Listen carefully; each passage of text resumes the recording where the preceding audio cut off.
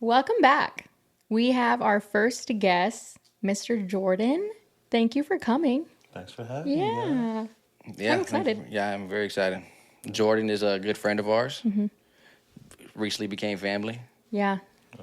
and So welcome to the family too. Appreciate you. and if you've already heard our past few episodes, we keep talking about a guest, and we keep talking about wanting to bring people on to tell their story because every single one of us has a story to tell, and this guy is an amazing one.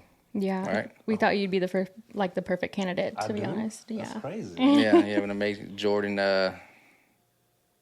He did the thing, right? That's a good way of saying it.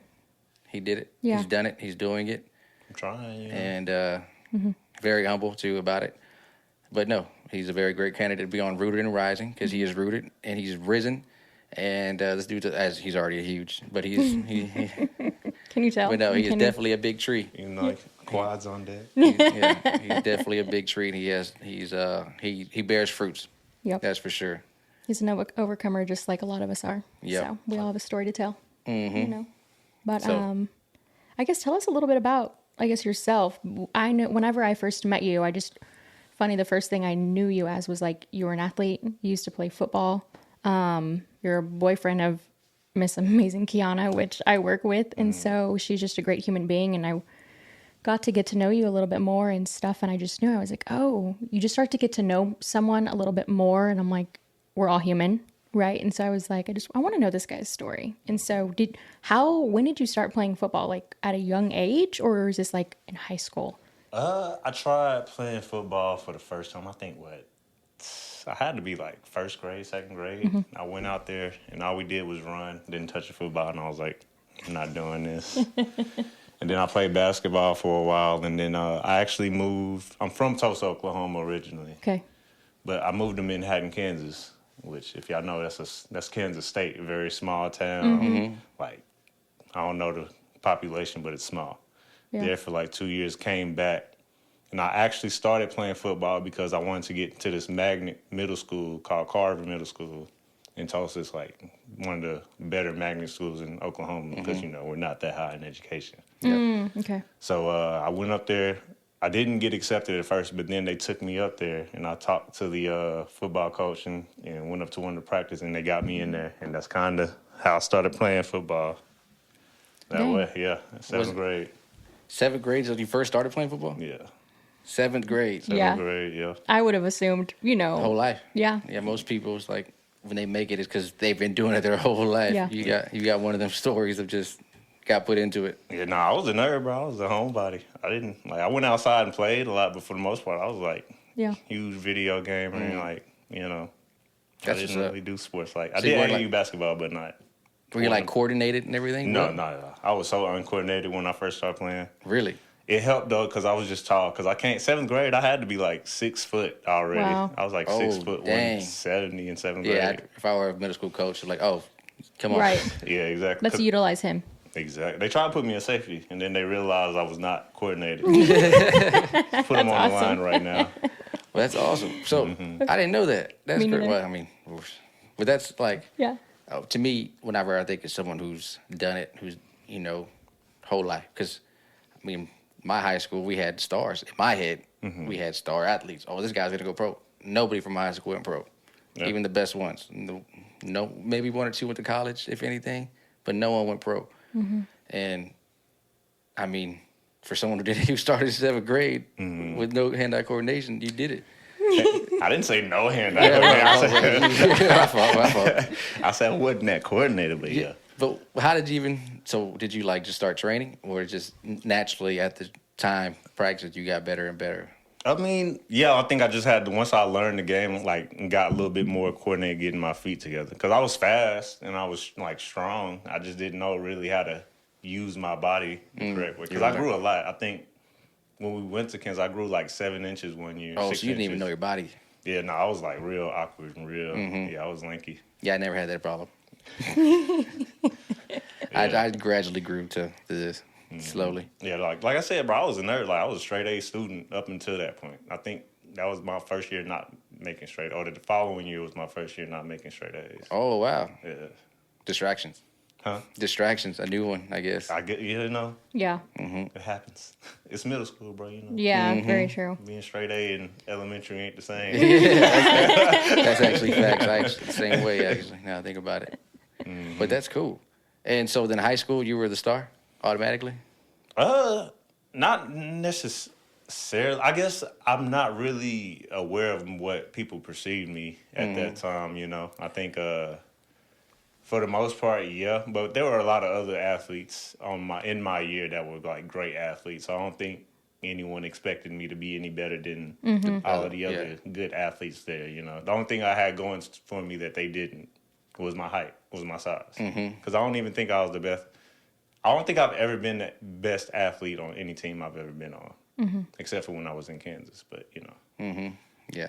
Kansas. Yeah. So go ahead. So what was the difference? You just were big? In high school, or like? Yeah, I guess. Could you say that you weren't the best athlete on any team you've been on? But what was it like? I guess in high school, I was big and I was still very athletic. Like, Yeah. I was still like a top-notch athlete at the time. Like, just not as top because I wasn't coordinated. But I was still like there. Yeah. Yeah, so the dude. So like a freshman on varsity. Not really. So they didn't want to put us. So actually, funny story. The high school coach that I was Booker T. I was about to go to Booker T. He came and actually talked to me in middle school, and invited me to a game and talked to him. I think he wanted to put me in varsity. I think he like saw a lot of potential, but he ended up getting in trouble. Snap. For recruiting. Oh, okay. Yeah, and then so he wasn't there the next year, so we got a whole brand new coach, and I think he didn't want any freshmen on varsity, so no freshmen played varsity until we got to the playoffs, and then he allowed freshmen to play, and that's when I started playing. Oh, Yeah. okay. So you were good, but Yeah, I was, but they wasn't really. Yeah. I almost scored a touchdown too, man. In the championship game, we won the championship my freshman year, but then we got in a fight literally to play before. It was crazy. It was a blowout though, so I understand. so you got a ring? Did y'all you get rings right when you win? Yeah. See, that's awesome. Yeah, I got like, how many rings I got? I got like 4 rings, 4 or 5 rings. Oh, snap. What? Yeah, I didn't know any of this. I didn't even know you had a ring. I don't be wearing them. That's fair. You're right, just wear it every day. Yeah. I be popping out with them sometimes. I'm Yeah. like, I be questioning if it's real or not. I be like, Yeah. Yeah. it ain't turned green yet, but For certain occasions, do you wear them, or like when you say every once in a while? just Whenever you kind you're of just feeling- whenever I feel like it. Yeah. Okay, I don't wear them when I dress up. Yeah. But sometimes I just feel like putting a ring Right. on. Remind yourself. Yeah, Exactly. exactly. Too, like what you've accomplished. You gotta sometimes pat yourself on the back. You know what I mean? Like, I feel that. I feel like it's hard. hard. I try not to look Yeah. at what I've done and look more towards. But I do need to focus on kind of appreciating my Right. work. But Yeah. Yeah. I mean, so I have mentees that I mentor. I got these 2 little young men, and you met one of them, and me and him were talking the other day, and he brought you up. He was like, "I want to talk to Jordan." I was like, "What you need to ask him?" He goes, "How did he do it? How did he make it? Like, what do I got to do?" And I think most people want like this how-to on doing things. There's no how-to. I'm sure, right? There's no like manual. There's no. I mean, there's a how-to, but I think it's not. It's just applicable for life. I think it's just intention. It's really like intention and attention. Whatever you pay attention to grows. And I think once I learned that, and once I learned how to actually focus on what I'm doing, that's what really made the difference. Because for a long time, I thought I was trying hard and I thought I was giving my best, but then once I actually started doing it, I realized I wasn't the entire time. Like, it's hard to explain, man. It's just one day you just do something and you just kind of give it everything, and you realize you haven't been given everything. And kind of once you get that feeling, you got to stick with it. And you got to chase. Like, I feel like I kind of embody like practicing how you play started, because nobody does that for real. Yeah. For real. Yeah. Like, even at every level, even in the league, some people don't practice like that. But like once I realized like I got to go hard. Or go home. Yeah, and everything I do, I gotta like, you know what I'm saying? I gotta actually like put in my max effort, or else I'm not gonna really get better. Yeah. Not at the same rate at which I can be, you know? So See, that's fire because there's so many people. I mean, us normies, people who played sports in high school and kind of leave it, live there. Well, I played this in high school. When back in high school, I was this, I was that. But they didn't even take it to the next level. Not even collegiate. A lot of people still brag about their high school days, but never even took it to that next level. You did. And you don't even talk about, you don't talk about, I think when I first met you were like, yeah, I played football for a little bit. And I was like, okay. I didn't even know you played professional. I was like, that's how humble you were, just first meeting you. And I still like you as a human being. That's I didn't, knowing nothing. I was like, this is a good dude. I'm gonna bug him. Yeah. I don't know why. I'm gonna just bug him. Yeah, I try not to lead. With Whenever what I I do. talk to people, man. I don't know.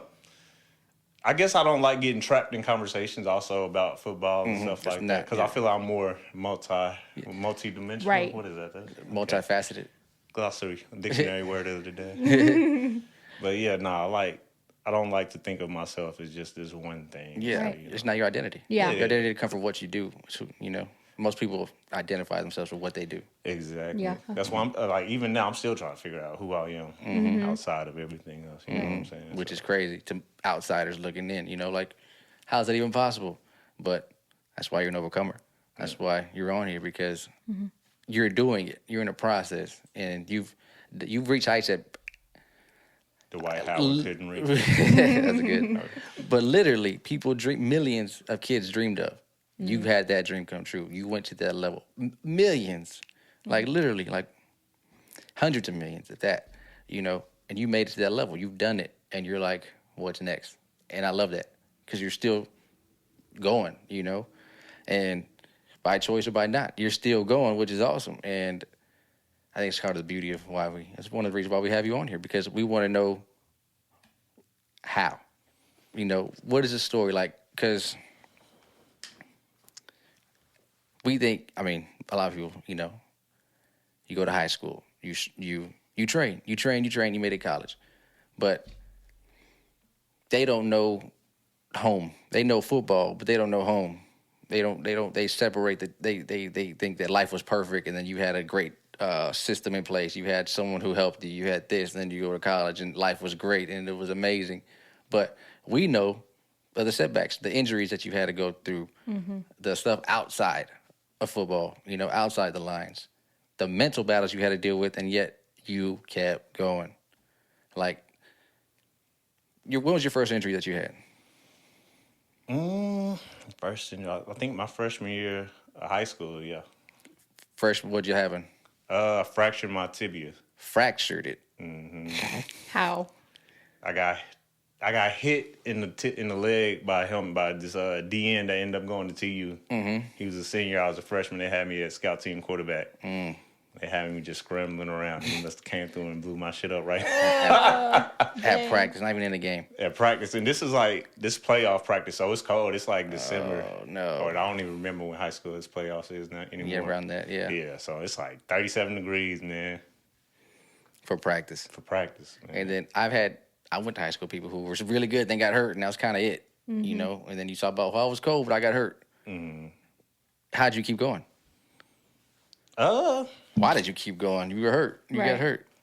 Honestly, I think a big part of that is my granddad. He put me in a lot of when I came back to Tulsa, he made me do a lot of things, and when I didn't like them, he still made me finish them. He was like, you can finish it, and then you don't got to do it no more, but you can't leave in the middle. No quitting. Yeah, so I think that kind of helped me kind of internalize that, okay, even if you hate something, once you start something, you got to finish it. Got to see it through. And then with football, when I got hurt, it was the end of the year anyway. And I was about to miss that game anyway. And I still ended up playing, so I played in the championship a little bit, but I didn't realize that it was fractured until basketball season.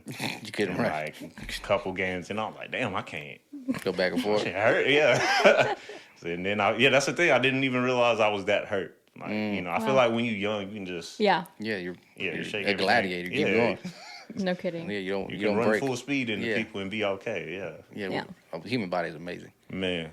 Yeah, but you said something though. When you start something, you see it through. And on Rooted and Rising, we do talk about God a lot, and I'm not ashamed about it. And that's one thing that he does as well. That's a godly type of character trait right there. He starts something, he's gonna see it through, and even when we don't understand what the heck is happening, what's going on, he's still working in our behalf without us even realizing that. We could be literally nothing going on in our life. He's working because he don't start something that he's not gonna. He doesn't stop him. He doesn't quit. He keeps moving. Like he wants us to do something. Sometimes wants us to get something out of us or get something through us because he's not. He's never stopped moving. He's waiting for you, waiting for other people. He's waiting for people to move a little bit, even when we can't. He's gonna, like you said, your grandpa made you finish it, even when he didn't like it. He's gonna make you do the same thing. That's a godly trait. You had a godly man in your life. I love hearing that. Like it's a great thing. Like you, that's something that my mom always taught me. You don't quit. You start it, you got to finish, and that's like. That's the key habit. That's a habit that people need to pick up. Right. We talk about things. That's long term. That's a great if you character. start it, see it through to the finish. Don't quit. Right there. Don't quit. Yeah. Don't wait. Don't quit. I need one of them. Yeah. Right. A little motivational sign. But that's great. And so, was that your last injury? No. Not It at wasn't all. just one and done. No, not Man, at if all. only. When was the next one? I want to say I've had minor injuries, but my next major was freshman year of college, which is actually the same leg Same. I fractured in high school. Goodness. Again? Yeah, I got fractured. Yeah, Freshman year. yeah, and then they ended up getting a metal rod. I got a metal rod going from my knee to my ankle in this leg. Okay. I started college on crutches. What? And they didn't write you off. What you mean? Like they were like, oh, that's kind of our investment's done. Like we're not gonna get nothing back from him. Honestly, I have no idea. I think I didn't worry about that. For real? Yeah, nah, because it wasn't really in my. I can't control that. Right. Like I think I internalized like it's all on me from very young age. You can't control that. Yeah. You see that? That's another trait. Yeah. Don't worry about something you can't control. Yeah. Focus on what you can control. For sure. Okay. So you kept moving without even worried about losing the scholarship, losing the chance to keep playing. Not at all, because I knew I knew what type of athlete I was, and I knew what I could do at that point. I think by that time, like I didn't realize, like I knew I was good. I didn't know I was like good until like my sophomore year of high school. That's when I started getting all these letters. Already. Yeah, from all these schools and you were stuff good, like good. that. And Yeah. like even then, I was okay. And then I had like one game. I had like a monster game my junior year because my head coach pissed me off, and I went in. Still on my huddle. Go check it out. But I went in like I was mad. That was the first time I ever got like Heated? emotionally involved. Yeah, emotionally invested while playing in football. You channeled that anger. Yeah, I like that. that was my first time channel. I was like, oh, like whenever I like focus and I do something, like I'm really like that, you know. Yeah. So I guess like at that point I'm thinking, okay, nobody is expecting anything from me, but I know what I can do. I know it because I was also one of the smaller. I think I might have been the smallest at my position. Oh snap. Yeah, but I knew I was strong. Like I wasn't like. Oh, I know. I wasn't like weight room strong and all of that, but I felt like I had field strength. Like my strength translated well. You know, some people just grown man strength, I like to call it. yeah. I didn't have that back then, but I was definitely like some people just lift a lot of weights, but you get on the field and That transfer. they not Glamour strong at all. muscles. Yeah, but Yeah. me, I was the exact opposite. Like I didn't lift a lot of weight, but You could perform. That's how I am. Well. I don't lift a lot, but I still pack a punch. But Yeah. sadly, I was humbled when I met you, and I had to help you move a couch. That was the most. I don't even want to talk about it. I think that was the first time I ever felt insecure helping somebody move. I've never felt insecure. in your defense, we did almost smush you into the back of the truck. No, man. you. He told me that, and I laughed. Yeah, I felt like I got tackled in the game. I was like, gosh, dog, this Yeah. is what you had to do? Like, just moved a 500-pound couch right into me. Like nothing. I was like, oh my goodness, this is strong. This That is this is hilarious. strength. I've never seen this up close before. Like this type of strength. Like literally, I was like, oh my goodness. I'm usually the one who helps people move. Like Yeah. I'm the one who I hold my own. I didn't No, mean her did her so- whole house by ourselves. Yep. So he's the one I'll call, like literally, because I'm like, that's why it's a joke, but I'm always like, don't judge a book by its cover, because Rocky really can like perform. Like you're genuinely really strong. I know you hate when I say that, but I always called him to help me move because this guy can like pick up everything by himself, and I feel like I'm decently strong. So when he told me which I guess I can see that, but it's funny to see someone out, do Rocky. So good job. Very humbling experience. Yeah. Which is crazy because in my world, I've always been on the smaller side. For real? For With the people when you that say I'm that, around, yeah. right? That's Because you insane. got to think I'm dealing with people like 300 pounds, Yeah. 270, 280, yeah. Yeah. So yeah, Gosh. that's insane. Like even like when I got healthy again, I was like 245 playing DN. So after that injury, when you got healthy Yeah, again? because I came that what was that? Spring ball of my second year. That's when I first came back 245. Dang, sophomore year after your freshman injury? Sophomore, yeah. Dang. And that's what I remember my first play, we had a fullback who was like, I don't know, I don't remember if he started or not, but he was one big, strong dude. I'm trying not to cuss. I saw that hesitation. Like, he's a strong dude. And, like, I came up, and, like, my first play, I came and blew, like, we did, like, a stalemate, blew him up. Like, everybody was like, ooh, and I was like, Dang, yeah. Like, I'm Fired not up. little for real, Right. for real. Yeah, that's what's up. Yeah. And then, how did your next season go after that? It didn't start off great. I'm not gonna lie. Our first couple, I didn't play for the first, I think 3 games, which is crazy because the reason I didn't play was because we were late. Our coach told us to show up 5 minutes early for the team dinner, and we didn't show up 5 minutes early. Oh, nice. We weren't late, but we weren't 5 minutes early, so we ended up not playing us the whole first. Okay. Game. Yeah. Dang. And, as a freshman, or I was a redshirt freshman, that's most of your play time is the preseason game. You don't really get to play in the season. Because you're red shirt. Yeah. Or not preseason, but, out of the conference play. Mm-hmm. So. Wait, so how many colors are there? You said red shirt. Is there another color? Like, tell, I don't know about this football. You said red shirt. There are other colors. Are there? I don't know what they mean. Okay. I just know there's red shirt and then medical red shirt. Okay. So.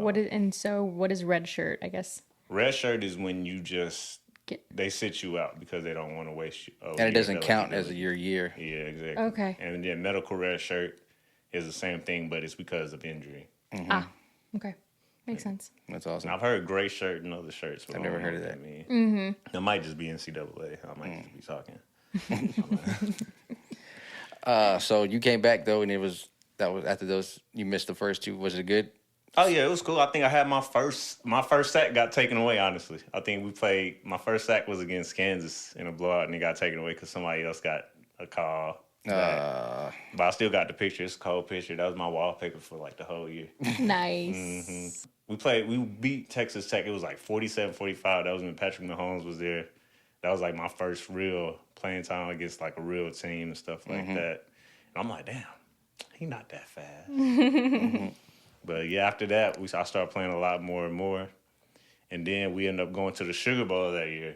Oh, wow. In Louisiana. I've been to that one. Yeah. I've been to the Sugar Bowl. Man, I remember my first... That's New Year's, huh? New Year's, yeah. And we was down there. It was bad. We got whooped, I ain't gonna lie. But we was down there partying so hard. But you get a lot of merch, too, just for being in it, right? We did. I still be wearing some of that stuff. That's awesome. But yeah, man, I remember the first time I went in, because you've been in the Superdome before. That was my first time. You have? Never been into the locker room. No, I'm talking about the actual. Yeah, that was when I went. That was my first time in there too. Yeah, that was my first time in the big. Like, that was the biggest stadium I've ever been in at that point. And when I tell you, like, I went in, I don't know. I went in. First of all, I got yelled at because I wasn't paying attention.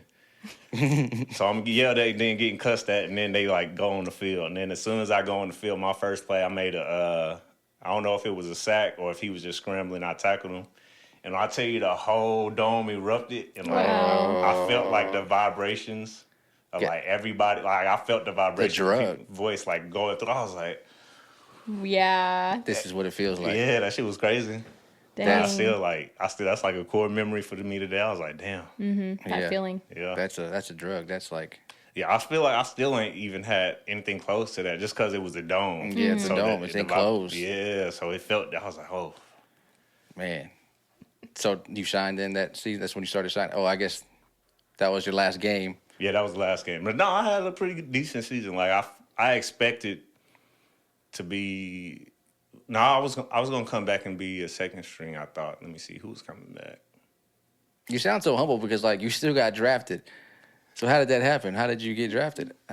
Uh, What did you do that was like they saw something like? Because I know a lot of people play collegiate football and then I think I made the most of the opportunity, and I got lucky for real. For real. I'm not gonna. blessed. Yeah, I was blessed, man. Because I even after my redshirt freshman year, I missed the entire next season after Right. that That's injury because I crazy. fractured my other leg, That's insane. Goodness. and that was a whole little ordeal where I kind of had a problem with the staff at the time because they tried to tell me it wasn't fractured, but I'm looking at the X-ray and it's like 6, 7, 8 lines along my bone, and now they saying it's old, and I'm like, well, it still hurts, and that was not a fun experience. I think that was kind of one of those times where I had to like actually stick up for myself. Yeah. Like that was kind of my introduction into like the world as a man, a young man, and like not necessarily bend into the authority of people just because they're older than you. Because you got to realize what's best for you. Right. We actually talked about that today. You said something.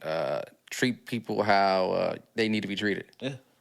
You said treat people with how you want to be treated. I mean how yeah. I mean, yeah, The you golden always rule. want to treat people how you want to be treated, but when that's it's no longer an option, and there, and you see that's not being reciprocated, you have to treat people the way you need to treat people. Yeah, you got to do it. You got to do it, and it's not personal. It's just it's for you. What did your mom tell you? Huh? What did your mom used to tell you? That's what my mom told me, to treat people how you need to treat them. Yeah. Because they're gonna do it. They're gonna. Oh no, what she say? She said, people will do whatever you allow them to. You can allow them to get away with it, Yeah. and they're gonna keep doing it because you allowed it to. Yeah. Setting that standard. Yeah, letting them know from the jump. No, That's exactly what it is, and that's what I had to stand. That was my first time standing on business. yeah. For real. Yeah. 'Cause I think I was about to leave. I was about to transfer out. Because I was about to start. I was supposed to start that year. But like I said, I hurt my leg, and they didn't want to give me surgery. They didn't want to like rest me. They still made me suit up. I only played. Let me see. I played legit 2.5 years of college football, like actual play time. I played my senior year, my junior year, and then half of my redshirt freshman year. So how'd the senior year go? Senior year was, that's when I really separated myself. Like, I think my junior year, I made second team Big 12. I had a whole bunch of sacks and tackle for loss, but I didn't really I wasn't leading the team or nothing like that, but I was definitely like a playmaker by that point. I had established myself. That's where you stood out. Yeah, but then my senior year, what really helped me, honestly, was when I tore my shoulder.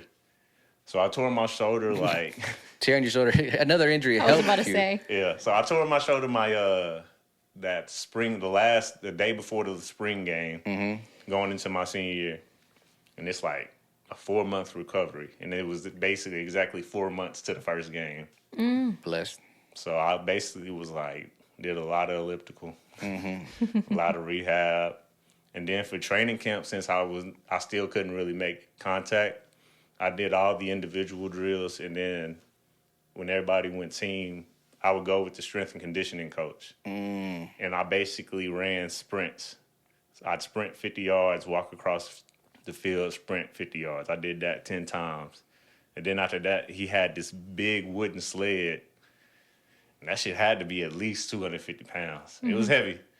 And he had me push that across the field like 4 times. And then he would stand on it and make me push. And then I'd sprint again after that. Dang. So you were just getting molded into That's what a monster. It really was. That was my first time I'm training. That's what I think I was talking to you about that. Like when I realized I wasn't giving it I'm practicing Right. yeah.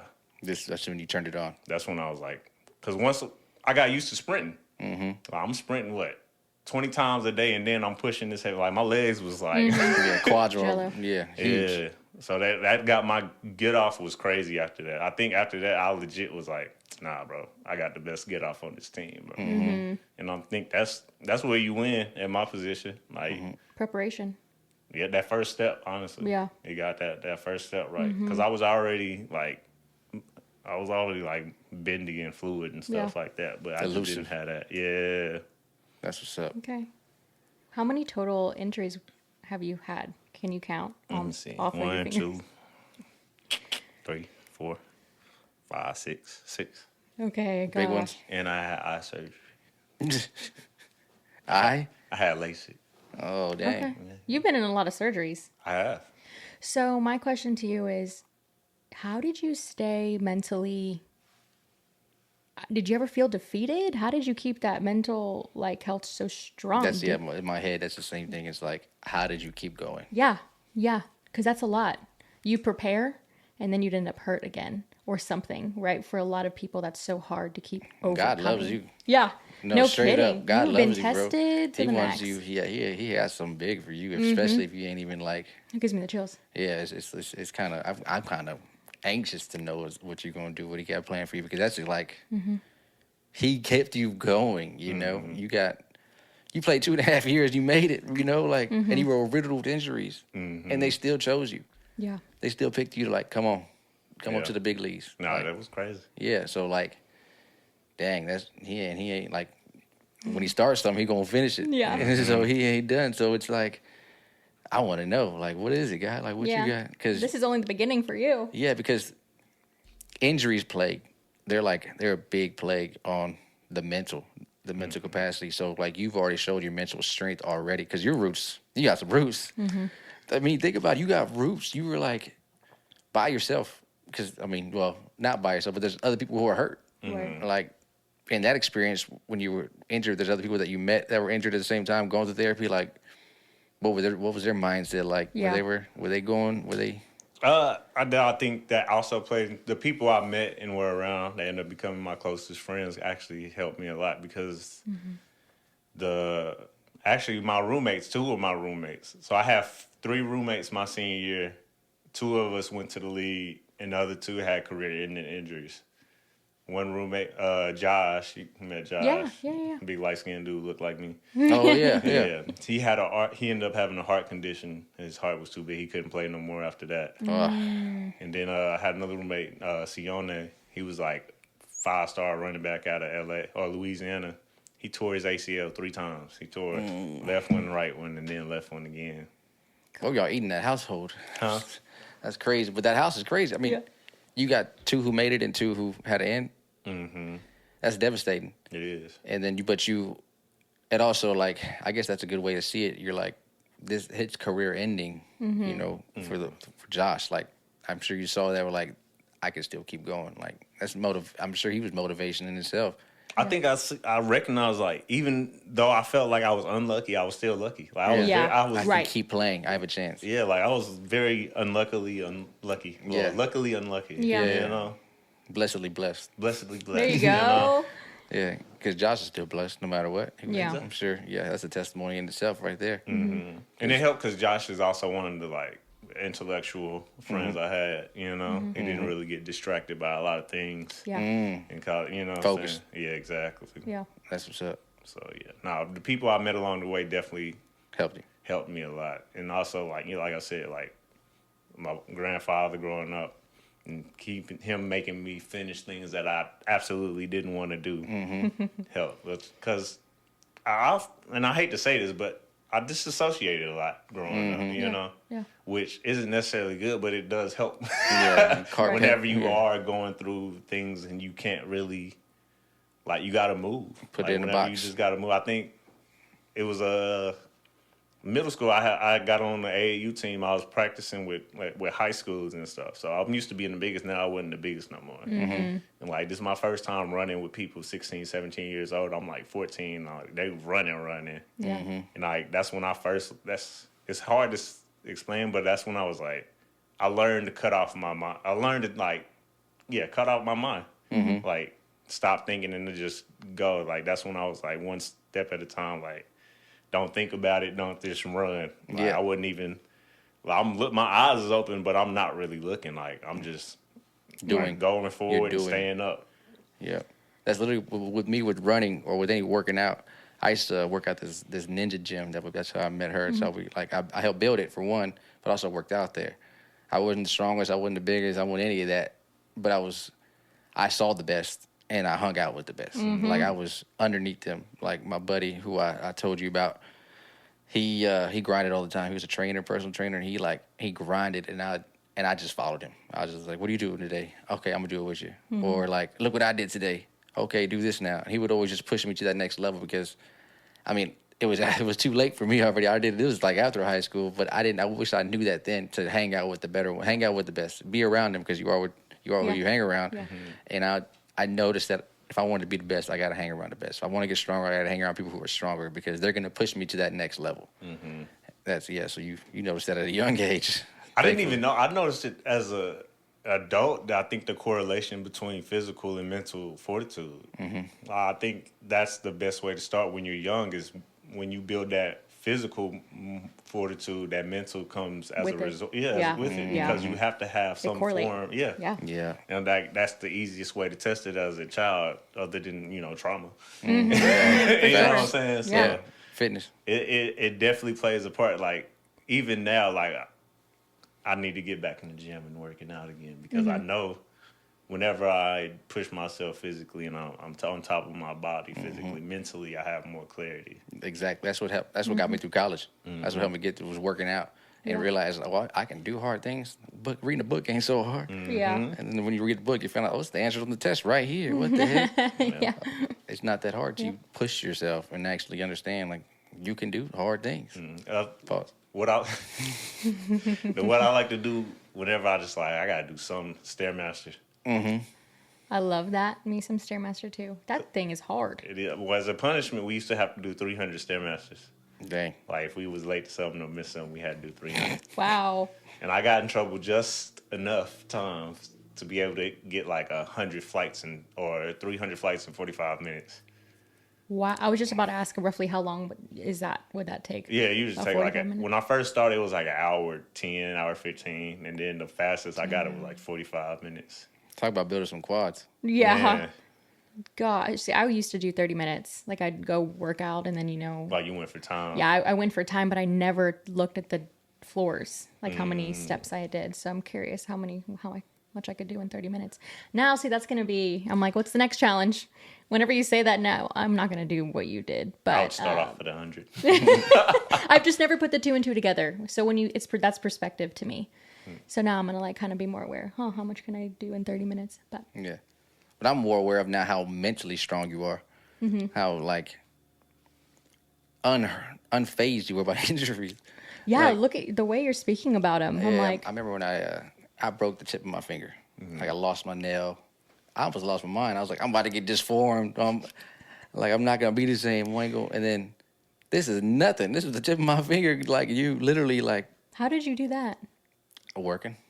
Like- I worked at a fabrication shop. Okay, I was going to say welding or something. Yeah. Okay. I lost my whole nail twice. Playing football? Yeah. Really? See, I got a picture. I got to show you that. It's nasty. What have you not been through? Gosh. I'm saying like all the body parts. Yeah, and then you kept going and you made it to the... I mean, what other choice did I have, though? Exactly. Yeah. But that's a mental thing right there. Yeah. Because you could quit. I could quit, but I guess I saw it as like, what else would I be doing? I don't like I had a plan. Like You I stayed had on a plan and I stuck to it. Like if I quit, I don't have a plan. It's resilience. You know what I'm saying? Like then that's how you get to floating. I floated before. I don't like floating. Ooh, that's a good way to put it. Yeah. Floating doesn't feel good. Yeah. It feels good, but it doesn't Yeah. feel good. And you can know? tell right away when you start floating though, because your mind's, you always know. For me, sometimes I guess I've just been trying to be better with my actions and my words. Like I'm very big when I speak something into existence, I'm going to try my best to do it.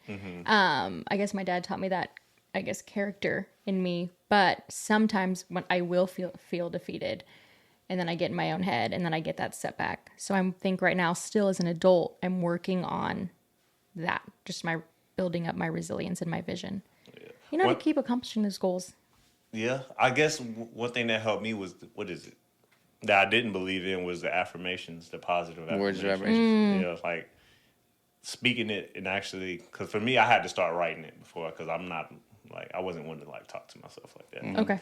Whenever you write out, how you feel or what you want to accomplish, it does actually, I feel like it actually does have power. Yeah, mentally it does something. Yeah, because that's what you think about when you going Right. through whatever you're going through. Like, Yeah. you know what I'm saying? Absolutely. Like you kind of embody that feeling. Sometimes it's just hard and people forget. Right. You know, but yeah, affirmations do make a difference in kind of keeping with that Yeah. mental resilience.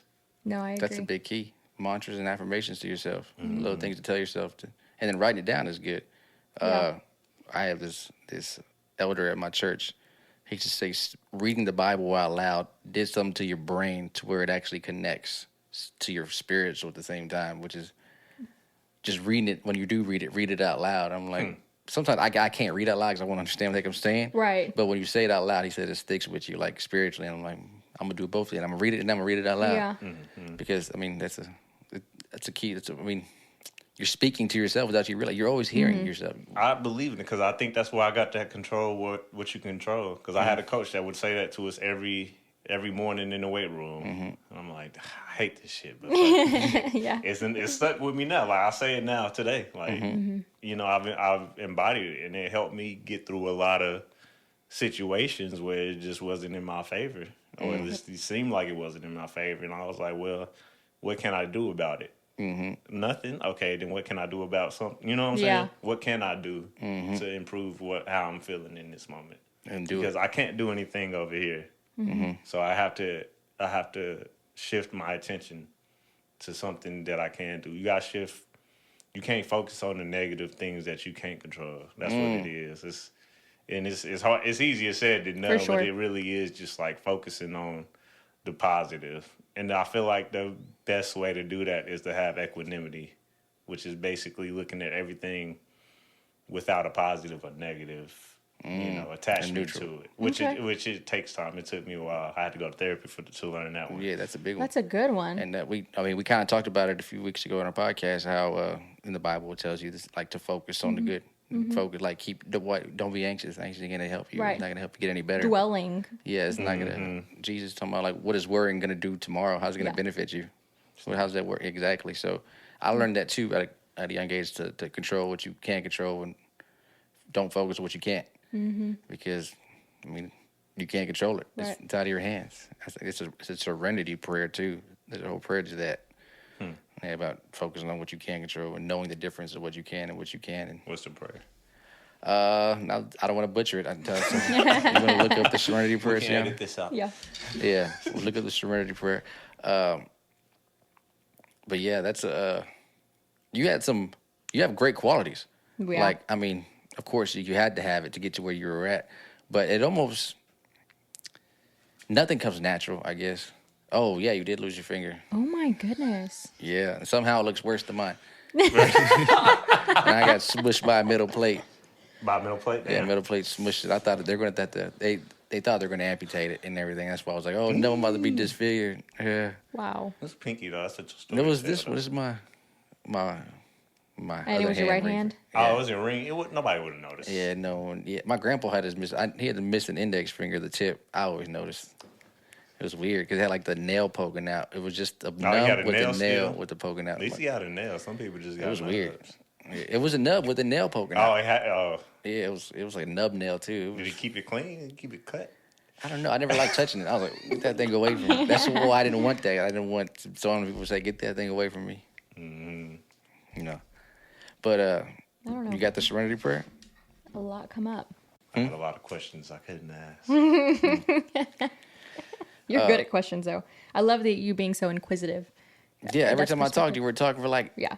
3 hours, it feels like. I was like, man, come on, want to come on the podcast? Bro, I question everything, bro. I got authority issues. That's That's oh, fair. I know what you you have said. you have Yeah. leadership issue. You're a leader inside. I and do. It's not an authority issue. It's you're a leader, and you can't.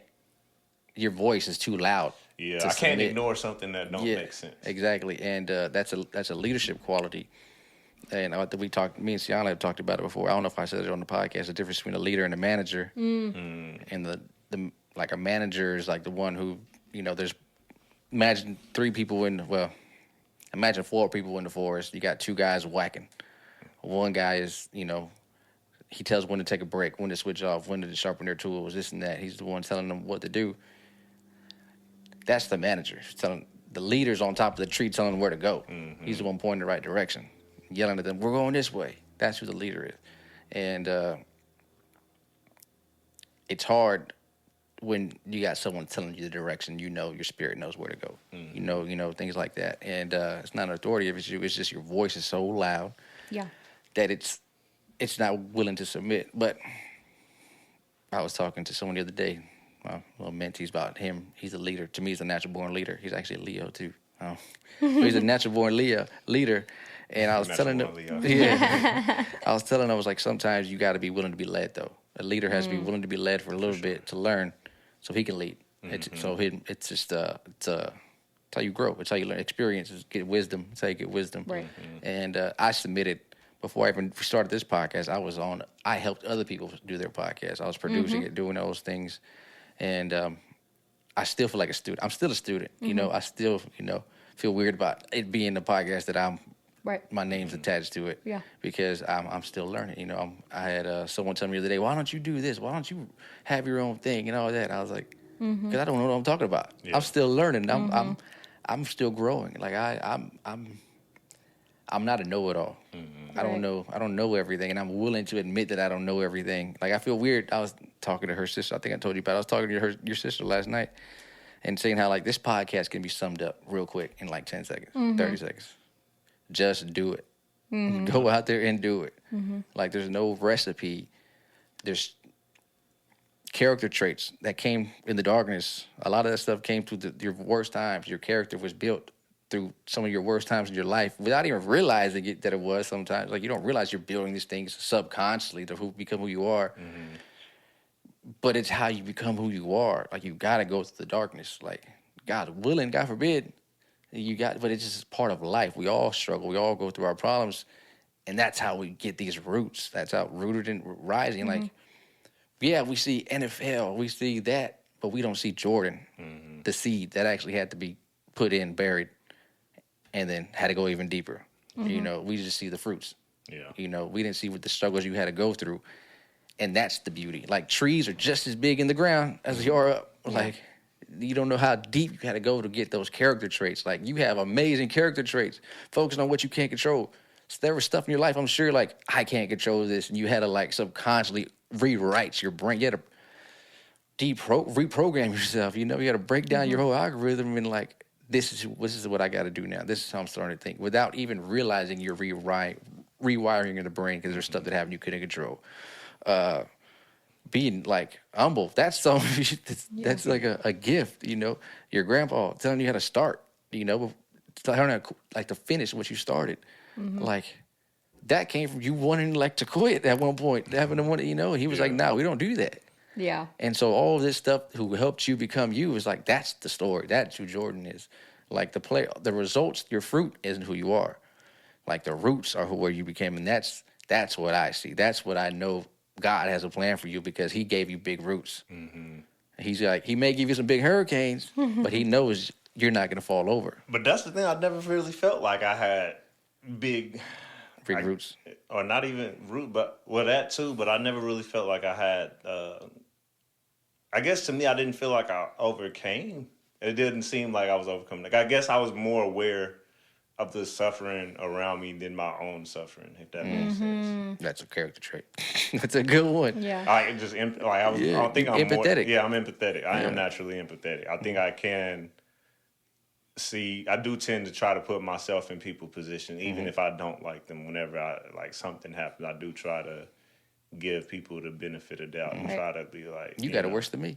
That's why I'm like at the end of the day, like, as much as I've been through, I've been highly blessed. Like I've been through a lot growing up that I didn't even realize until I got older how it affected me because of all of the positive that I also had to offset it. Because like I said, I dissociated a lot.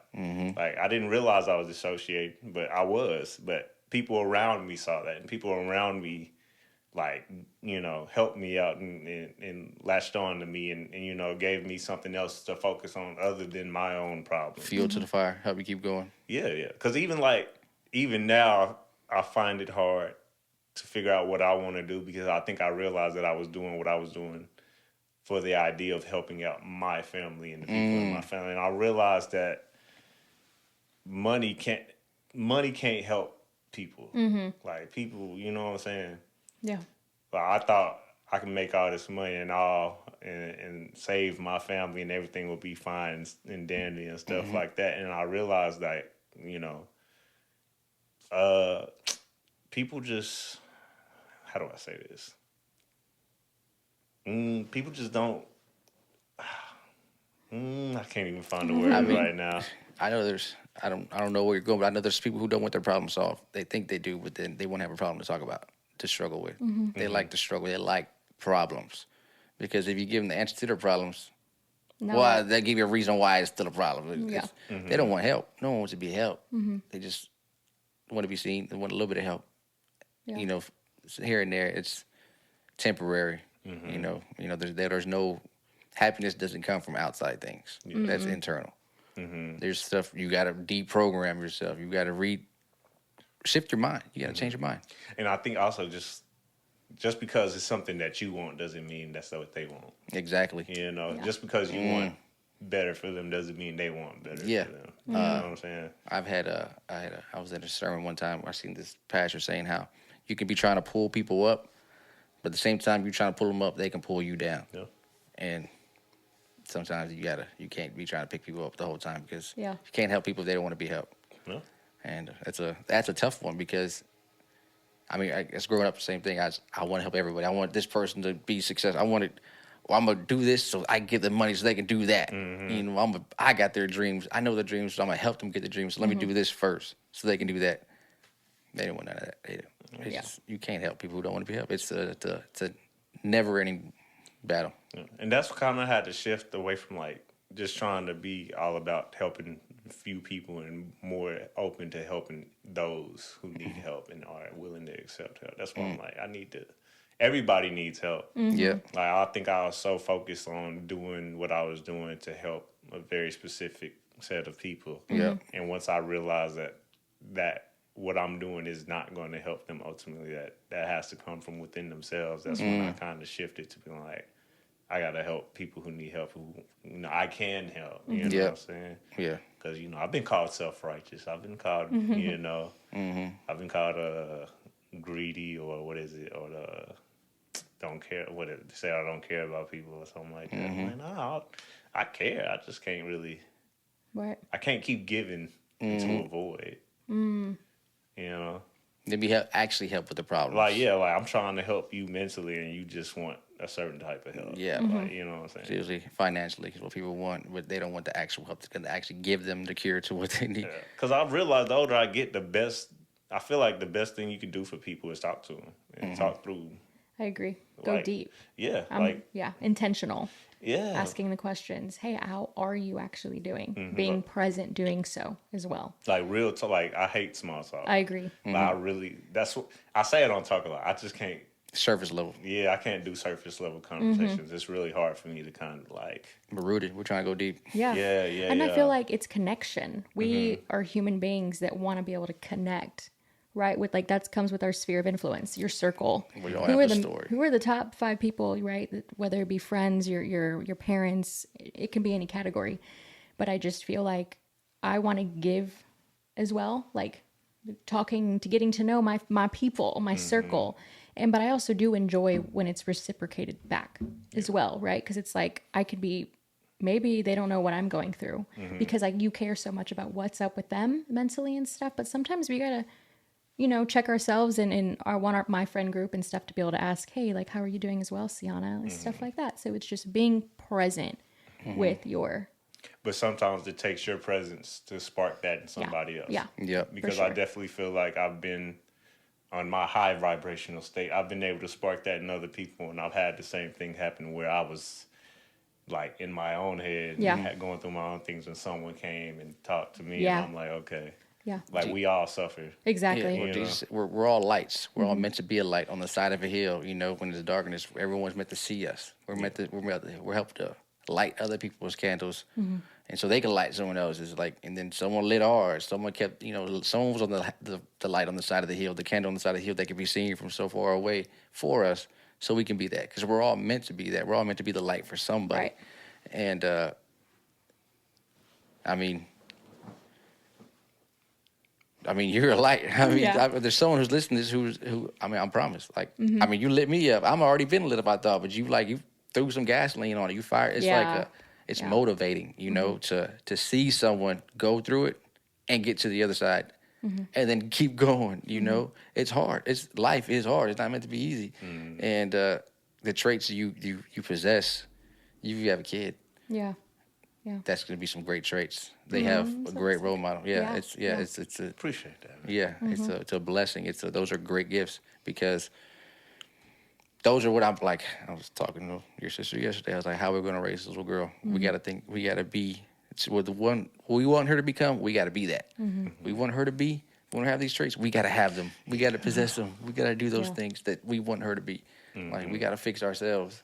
And I think that's something I even struggle with now because I kind of because I have problems with my own father, man. I see so much of myself in him all the time. And he's not a bad person. He's a great person. You know, he just has his own problems. And I feel like we have such like strong, similar personalities that sometimes I'm just like, no. No, I feel you. There's some traits though you want, but there's some that's Yeah, like, for sure. Some traits I do like he's fun. Like I feel like I'm fun sometimes. You know, it's like, but it's also like I am aware that's like, damn, whatever they see me do, they will internalize. Yes. You know what I'm saying? Yep. And I want them to have a great feeling about that. Yep. Right.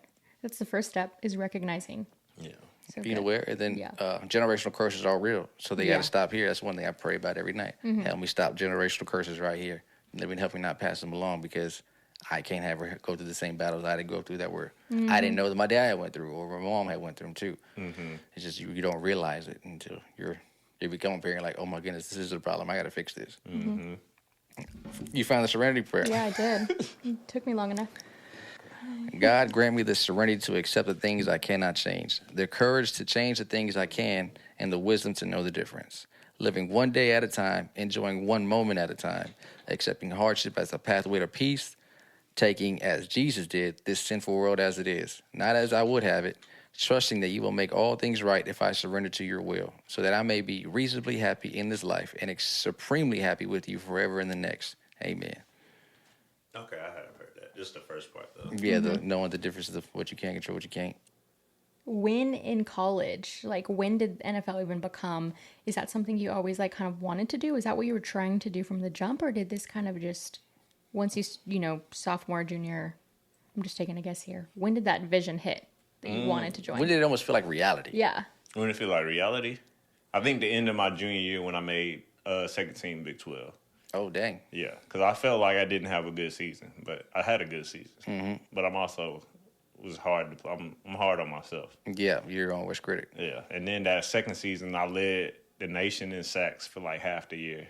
Oh, snap. Yeah, and then what else happened? And then I got invited to Senior Bowl, and then I got invited to the combine. Oh. And then once I did the combine, I ran it. First of all, that pissed me off because they said I ran a 4.5 the first time, and then they changed it to a 4.6. I was like, that's crazy. Dang.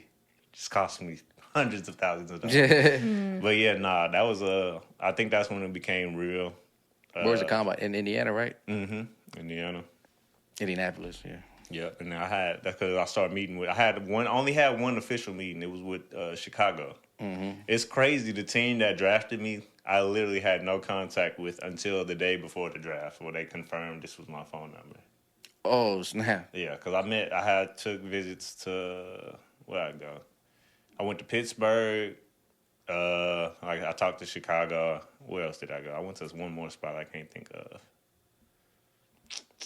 It was another team I went to that I can't think of, but it didn't matter. But you talked to them one time. Yeah. That's how God works. Not even talk. They was like, is this your number? I was like, yeah. That's how God works, All right, man. Thank you. Doing stuff when you can't even see it. It was just crazy because New York really played me. Like, they texted me the beginning of the last day was like, sit back, relax. Just know at the end of the day, you'll have a home for the next 4 years. Oh. Dang. And then it's getting to like the last couple picks of the draft. They used their last pick on somebody else.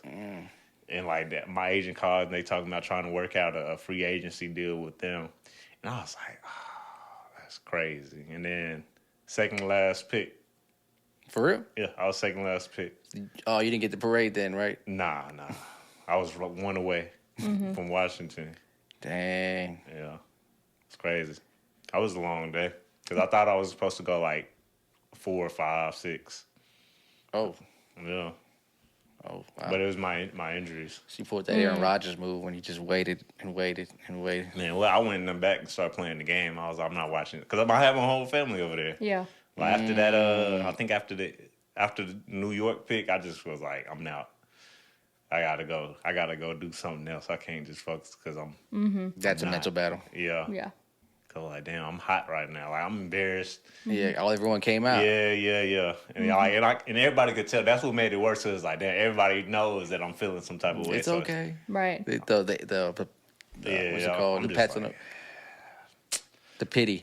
You know, but they came through. Washington came through with the pick, and I was You got the blessed, call. I got the call, bro, which is a lot more than a lot of people get. Yeah, you got the call. Absolutely. I mean, you got to do the combine for one. Like I've only done combine on Madden. That's the only time I've ever done the Bro, combine. the combine was crazy, bro. It was crazy. It was cool. I'm glad I did it. I wouldn't want to do it again. It's stress. Yeah, it's, I mean, they do that on purpose. They want to get you stressed. But it's also just very weird, Like, I think the weirdest thing was the official weigh-in. Because they put you up on first of all, you strip down to your drawers. Yeah. And they put you on the stage. They read out, like, your bio. They get measurements, your height, and your weight. And you just kind of walk in the stage and walk off the stage. So it's kind of weird. I mean, you know what it is. Yeah. I don't want to say it. Yeah, I mean, you know what it reminds you of. You feel me? So it didn't feel. It was just weird, Yeah. And like I chugged like a gallon of water on the walk over there just so I could gain weight, so I could be heavy, because I was already undersized. Cause I think I don't know how they do the score. Like all my scores on all the tests was like above average, and then my size score was like a 2. And it brought everything down. I was like, this shouldn't even be a thing right here. I've actually gotten to see the papers where the scouts have, where they rate everything about you, your character, how you act around others. They rate everything. Dang. The detail they go into is insane. Like, and they could write you off. Like when I saw it, how they wrote off Emmitt Smith. They wrote him off. They said he wasn't going to be anybody. Like he wasn't going to be a good player, and to be one of the best running backs ever. But like that dude's statement could have ruined his whole. Like he would have never been Emmitt Smith. Yeah. If they would have took that dude for his word, and he didn't prove him wrong. Like that's. Now I remember Kiana, because she worked at the apartments I stayed at. That we both stayed there, and she said that they had people coming up there and asking questions about, like, was just asking people if they knew me and what type of person I was. They take on the detail. Yeah, I was like, damn, that's crazy. Good thing I ain't really did Right. nothing crazy out here. So yeah, they do that. They do research. That's insane. That's another level, like being into detail of who you want, who you're going to bring into your stadium. Because you also want to, because you gotta think it's It's a business. or it's more of it's a what is it? It's a culture.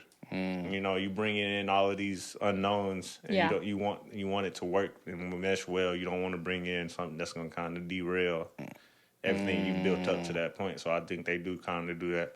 Unless you just really like that, then they don't care. You could, you could stab people, and if you like that, they'll come pick you up. I've seen it. Yep. So, but yeah, got picked up by Washington. What else? I did the OTAs. I was not OTAs. Is that OTAs? Yeah, OTAs in the summer. Killing it there. That's when I first tore my groin, or partial tear. Before you even get started. Yeah, 14. But I was killing. I was like, that was the best shape of my life. I was like 252, which is like the heaviest I ever been. I was as fast as I ever been.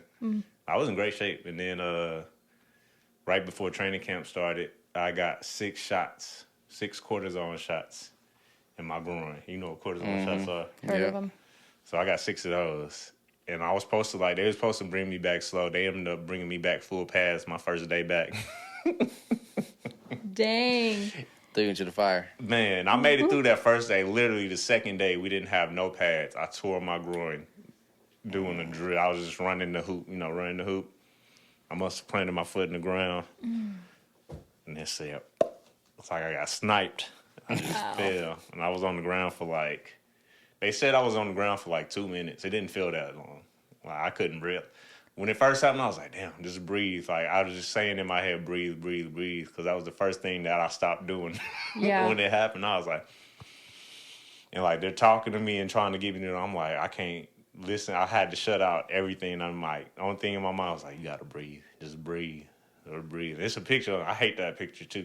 It's a picture. I'm in the fetal position like this because after I tore it, You didn't want to. I was face down like this. I was like just trying to regain composure, bro. That was bad. That's the worst pain I've ever had. I ain't never had a baby before. Yeah, you basically. I was close. Yeah, you tore your groin. Yeah. Yeah, it was bad. Gosh. Man, they carried me off the field. I'm over here crying. All these cameras in my face. I'm like, Because it's a big moment. It's oh, for sure. And this is 2 days before the first game too. of everything of like what it was all supposed to be for. And I felt like everything was going so well up to that point. Like I felt like I was making a lot of plays. Like they noticed. I was being noticed a lot on everything. Like I was doing everything right up until that point. You know what I'm saying? Yep. And so for that to happen, I was just like,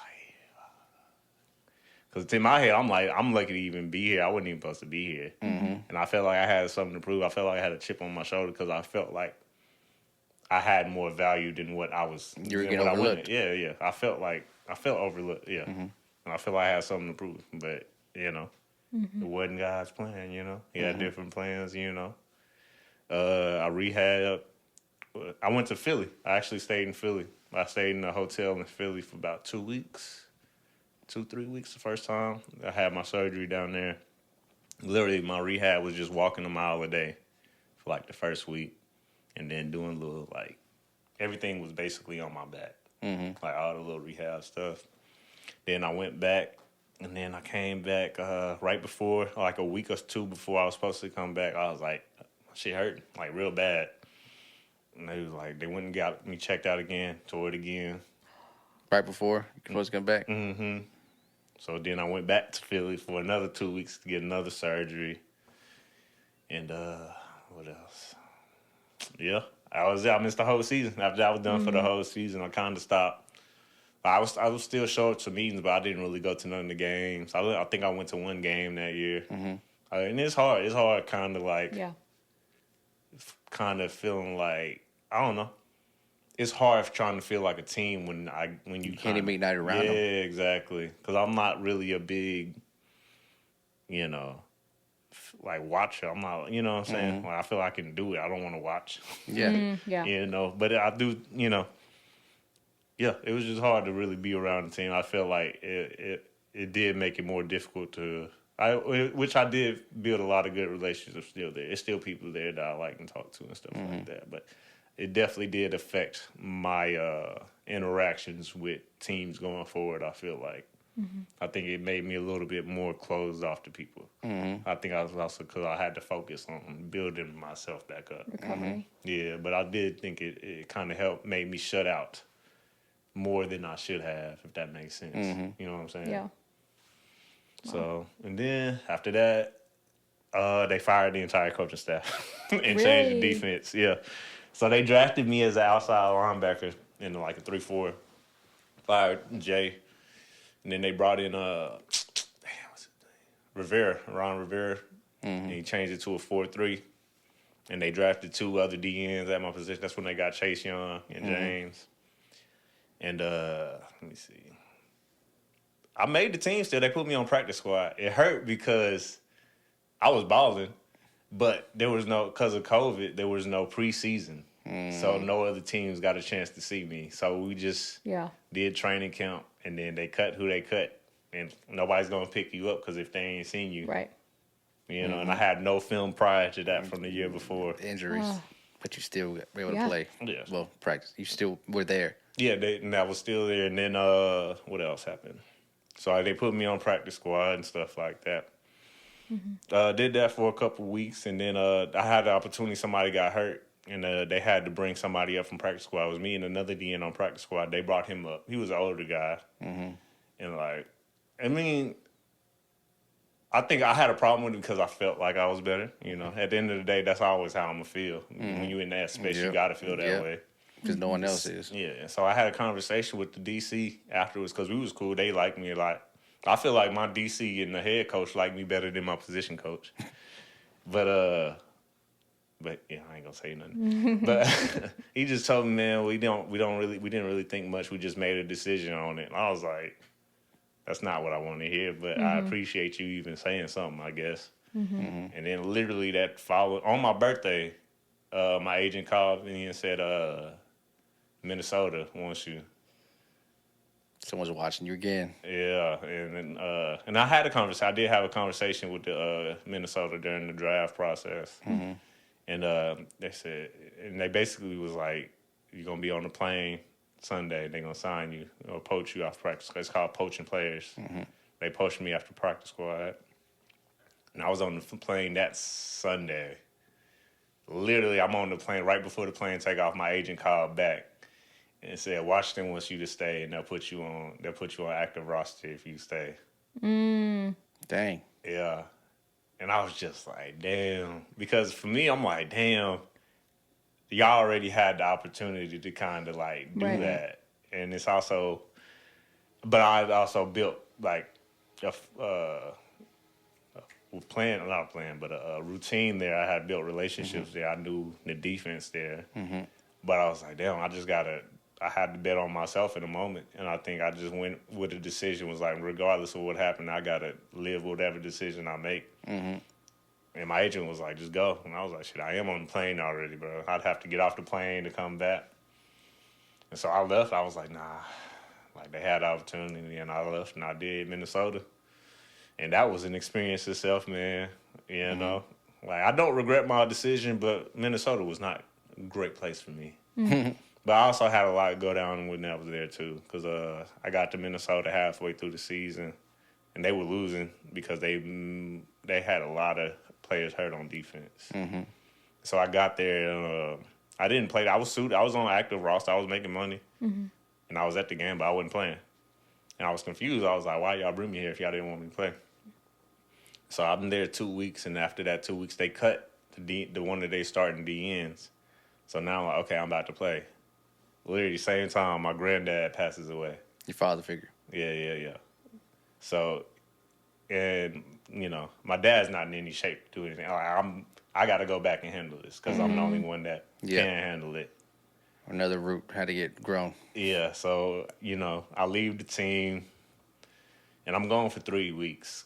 So I had to, we did the funeral in a week. But because COVID, you know, you got to quarantine for a week whenever you travel. So they had, and I lost a lot of weight because there was no gyms open. There was nothing I could do. So I dealt with, and that was a whole nother ordeal just going through the funeral thing, bro. But anyway, I come back 15 pounds down, bro. I think I was like 245, a little bit under 245 playing DN in the 4-3, bro. And, like, that was my first, and then they want to play me. You got to play on that the field. was my first time playing. But I balled, like, my first game, even though I was I wasn't in great shape no more. I had 1.5 sacks, a forced fumble, a fumble recovery, and a safety. In that one game? In one game. Balled out. Like my very first game, Yeah. Balled out. I balled out, bro. I was like, this for you, Papa? And I I had a really great first game. I was like, damn, it's up from here. But afterwards, man, I think my body just gave out on me, like, you know. I mean, you're spiritually drained at that point. I think that's what it is. And I don't think I just had the support system in place because I hadn't been in Minnesota long enough to establish. I think me and the coach got off on the wrong foot because I didn't recognize him when I first met him. So I don't think it was just, you know, it was just right place, wrong time. Yeah. Or wrong place, right time, something like that, one of them. And so, I finished out the year there. I didn't really have anything. I didn't really play that much afterwards. Like, they kept me limited to about 10, 12 reps. Like, I wasn't really playing like I felt like I should have been. But I guess they saw how much I had, like, lost, like, muscle I lost and stuff from that. So maybe they were looking at I'll never know. Come back the following year. They changed the defense from a 4-3 to a 3-4. So basically what I got drafted at. But they decided to try to put me at the 4-eye, which is what people like 280 and up play. Yep. And I was like, oh, they trying to get rid of me. So then we went through, I did the first preseason game, and lo and behold, they cut me right after that. Yep. And then that's when we moved to Texas. We moved to Frisco because I had opportunity to get free training there for the year. So I just did that, man. I found a little apartment. It's a good facility. Moved everything over there and just was like training, and hoping for the best, man. And like near the end, I think I was training every day up until like November, and I think that's when I started like missing days and stuff like that, and I started losing it. And then like literally with 2-3 weeks left in the season, I got a call from Atlanta for a tryout, and it was me and some other dude.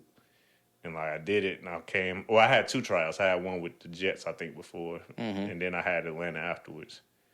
And then I came back home. They called me like a week later, and they signed me to the practice squad for like 2 weeks left of the season, bro. So I went out there, which is crazy because when I actually got there, I had a homeboy, a teammate up there. He said his homeboy was the dude that I was did the tryout with, and they really brought me in just to have an extra body. But I guess I did good enough to where they was like, we'll just go with him because I got less problems or whatever. Yeah. So it was blessed. I was like, Nice. shit, now I got another chance. I'm in Atlanta. I had a good time in Atlanta. I like Atlanta. My sister had just moved there too because she was in Florida. Because I trained in Florida, so I was able to be with her when I was in Florida sometimes. And then it's crazy because she moved to Atlanta. I got signed to Atlanta basically this next year. And that ended up being a good thing because her apartment ended up burning down. But she was able to stay with me for like a couple of months. God worked I from was crazy there. ways. I was there. I was like, man, I'm glad I was there. So I don't believe in coincidence. So yeah, man, I was there. Did that. Was at Atlanta. I made practice squad again because the same thing kind of with Washington, where they drafted 2 other people in my position while I'm there. Which I'm realizing once you lose your coaching staff that chooses you, bro, it's hard to really get back on, especially when you're not an established player, which I hadn't really been. Like I had that one great game, but then injuries and not a lot of film after that to go off of. But I made plays in practice. Like I was a good practice player. Yeah. So I was there, and I thought I was doing good there, and then we lost, I want to say we lost like 2-3 safeties or secondary players, bro, and they had to cut me to bring in some more bodies because we had like 6 in our room. We had 6 linebackers in our room. And I was like, damn. I mean, it makes sense, but damn. Yeah. Yep. And that was the last team I played for in the NFL.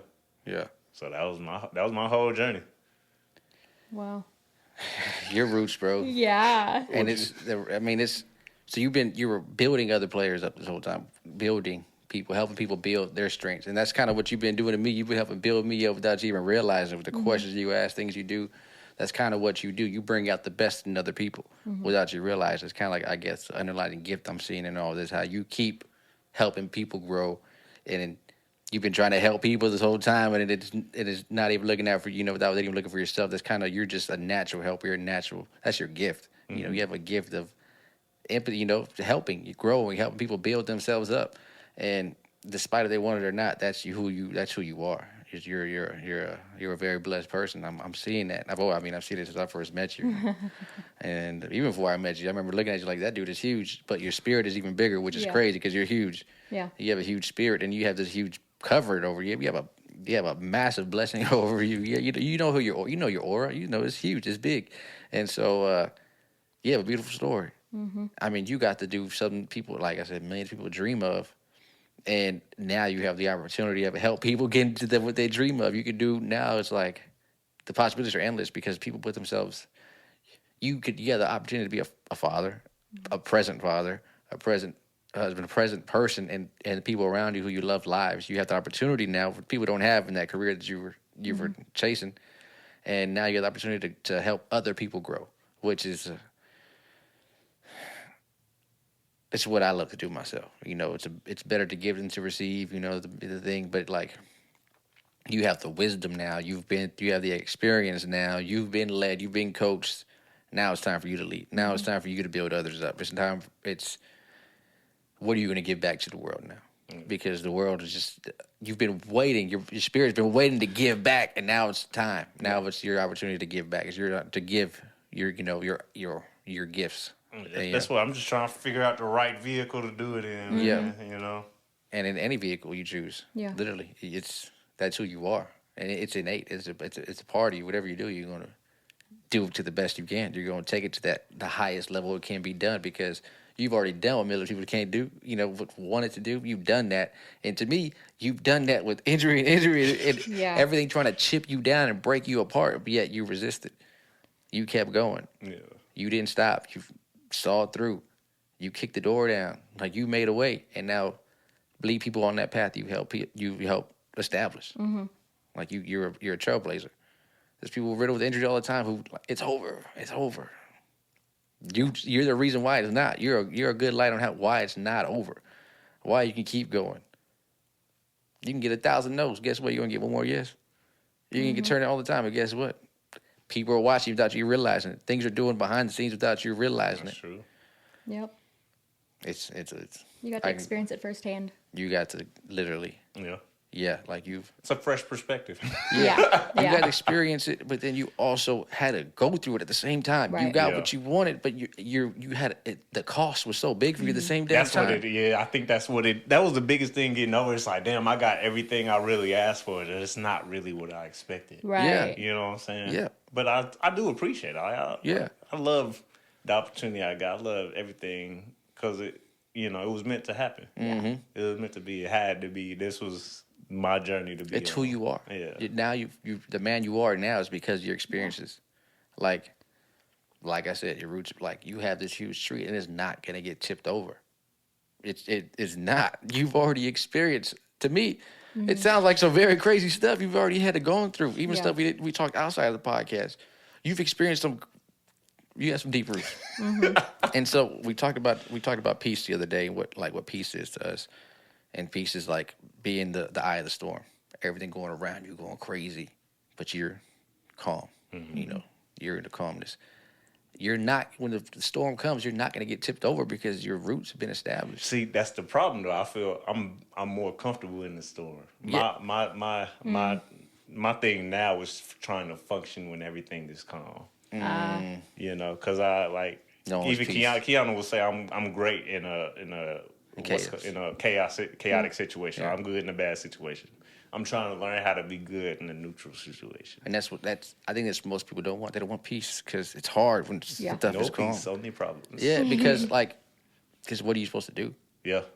When everything's good. Yeah, no, I'm used to like I said, the last decade of my life has just been extremely high highs and extremely low lows. Mm-hmm. So I'm trying to learn how to live in the middle of that and not, lose myself in the mundaneness and try, Yeah. Day by day. Yeah. I think you I'm just trying to grow. I'm just trying to learn every day. I'm gonna tell you about the podcast. You sure are trying with all your questions. Which is love it. crazy because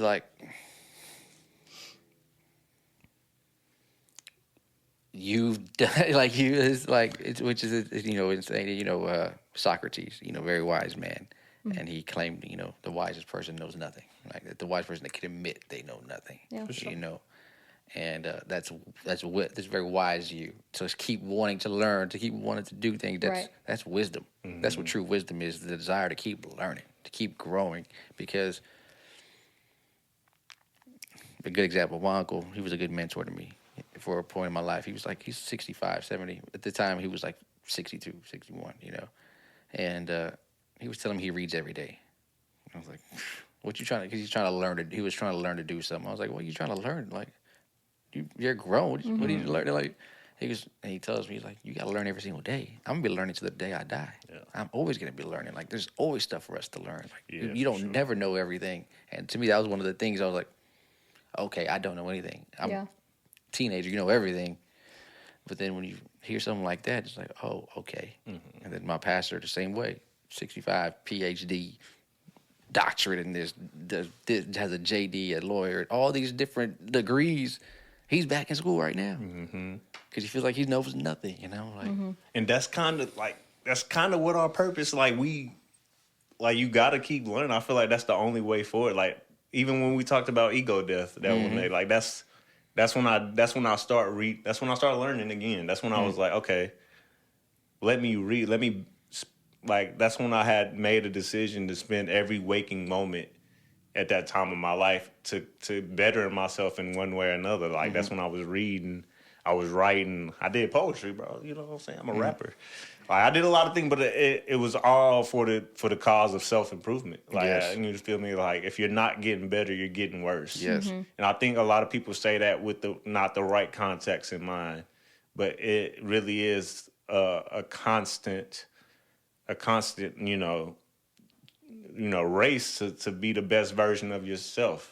Like when you're not doing that, it's easy to be pulled down by all these demons around you. Yeah. You know what I'm saying? It's not a short race. It's a marathon. Man, It's a. because I be tired sometimes and I gotta step off and Yeah. Yep. But just Regroup. keep going. Take one foot and step in front of the other. That's it. It's a marathon. Life's a marathon. And I ran too, and they suck. It's not something I recommend anybody do it, but it's not. They suck. It's hard. It's a battle on your mental and your physical. When that's life, it's battle on every single part of you. You got to keep going. You got to keep pushing. You got to finish. You don't quit. You don't quit in life. You keep going. Yeah. you hear that? Yeah, I don't know what that was. I thought it was a dog for 2 It did seconds. sound like a dog. Yeah. You got a dog? I don't, but the neighbor does, I think. Oh, okay. Yeah. But yeah, that's your marathon's tough. You said what? Your marathon has some hills. Yeah. It's not a flat one. Some resistance. Yeah. Yeah, it's a one that you gotta. It's one of the ones people want to But travel. I prefer it that way. I like hills. Yeah. Yeah, Because it's hard going up, but sometimes you just be sliding through, Right. It's facts. Floating. float. Yep. Yeah, Well, not that type of float. I mean, like yeah. Cruising. cruising. Yeah. But I loved your story, though. I Appreciate learned a lot, and I'm going to take a lot in. Honestly, I'm like, I can't wait for that drive back home because I'm like, Yeah, my favorite part of your story is not over. yep. It's still Yep. going. I will That's always say you are the author to your own story. So keep writing that book. Yeah. I feel like that's like my third time ever telling that story all the way through. Really? Well, appreciate you for letting us hear it. Yeah, you're living in your testimony, which Yeah. is awesome because some people, most people, your story ends where you hit the dream. You know, the story don't end until Yeah. we're eternal beings. You know, we're living forever. Story don't end. You know, your chapter's still being wrote, Sure is. and it's a book I want to read. You know, it's so many ups and downs and things. It's like, but I didn't stop. I didn't quit. I was taught to keep going, to see it through to the end.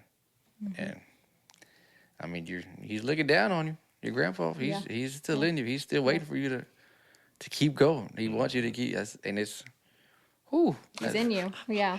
Yeah. I got motivation right there. That's I've been going to work 7 a.m. trying to outwork her, trying to do that. That's motivation. You know, that's been my key, and it's a struggle. It's a battle because every day don't want to get out of bed. Things I'm still facing that, Right.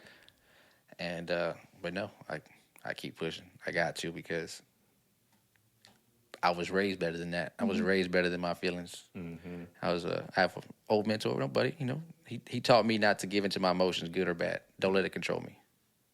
Like you said, see it from the neutral state. That's what I'm trying to see. I don't. Equanimity. Yeah, that's the big word. I got public education. Public school education. Yeah, equanimity. Yeah. Sounds like Nemo from Finding Nemo. Anemone.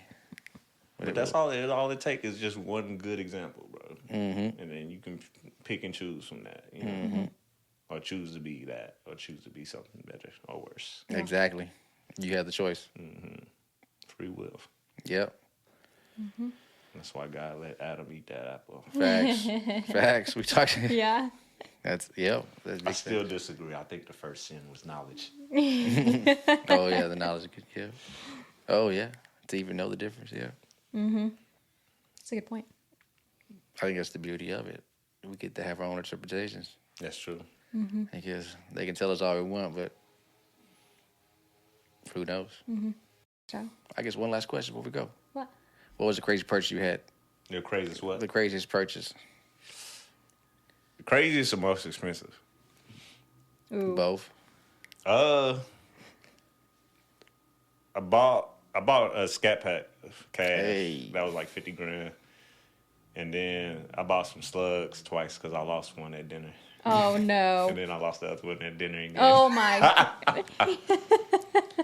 But yeah, no, I'm cheap, bro. I don't be spending money crazy like Yeah. that. Other than that, like I done spent I bought sections, but not even for all out. Like when I take younger, like my youngins out, I'd get them money to have fun, and that's like literally that's the most I've ever spent. Like I spend money on like You're, vacations and food, Yeah. and my scat pack, and my slugs that I no longer have. The most money I've never spent, I don't have any of it anymore. That was another lesson I felt Yeah, like I got. yeah. I literally lost everything I got, like I coveted.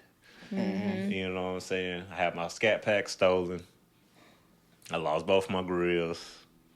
And I had a whole bunch of football clothes, and I had a whole bunch of designer clothes in my car when it got stolen.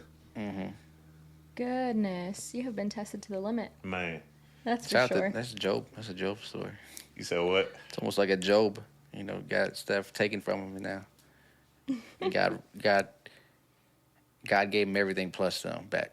Actually, gave him more than what he had before he lost it. That's why I'm like, I ain't really tripping about it no more. Right. Like, it'll come. Folk control what you can control. Yeah. You know what I'm saying? I do think that the police department might have been in on it though. That's actually a thing. I know it is. That's why I'm like, man. Yeah. I know government don't mean legal. Good Facts. point. Well, Jordan, thank you for joining us. Thank Appreciate you y'all for telling having your me. story. Any last words you would like to say? I want to say something motivational, but I don't really got nothing. You know? You gave a lot today. Yeah, your story is motivational in itself. You taught a lot today, though. I did. I really do. Like how you were instilled with your integrity and your character.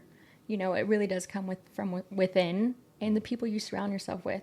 Your granddad, for example. So just take value. I feel like take value for those people that truly do hone in and pay attention to you and want to keep feeding your soul.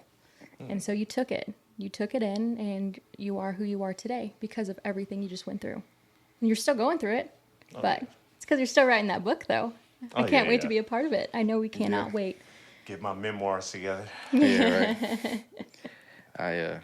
We don't notice our gifts. You know, you don't look in the mirror and see your gifts. People outside see them. Yeah. Like for me, it's hard to see mine. I had to be repeatedly told. Still didn't believe it. Still don't believe it. Still have time. Still don't believe it. But I know that there, I see some light every now and then. Like, oh, I may have something to offer. And so yeah, I mean, you don't see it. We do though. They do. There's gifts. Yeah. There's gifts. And like I said, I can't wait. Yeah. Appreciate you. Oh yeah. Well, thanks for tuning in, and we'll see you on the next one.